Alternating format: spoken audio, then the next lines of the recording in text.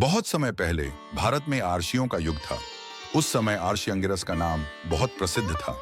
वे अत्यंत तपस्वी, ज्ञानवान और धर्मपरायण थे। उनकी तपस्या इतनी महान थी कि सारे देवता भी उनके पास आशीर्वाद लेने आते थे।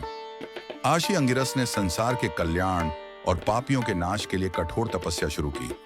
उन्होंने अपने हृदय और मस्तिष्क में इतना संयम और ध्यान लगाया कि उनका तप अग्नि रूपी प्रबल शक्ति में बदल गया।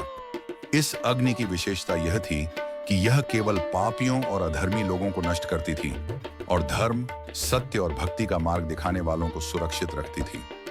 जब देवताओं ने इस अग्नि की प्रबलता देखी तो वे भयभीत हो गए। वे आर्षि अंगिरस के पास गए और बोले, हे महात्मा, इतनी प्रबल अग्नि बनाना ठीक नहीं। इससे संसार में असंतुलन हो सकता है।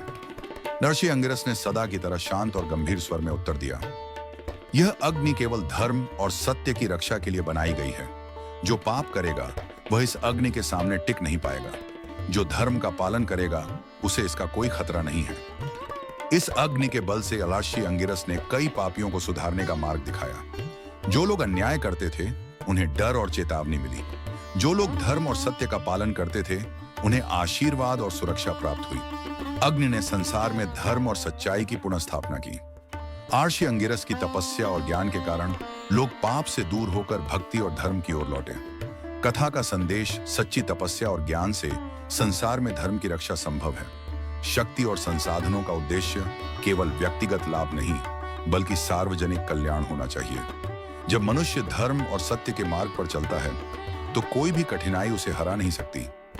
भगवान या आर्षि अपने भक्तों और धर्म की रक्षा स्वयं करते हैं।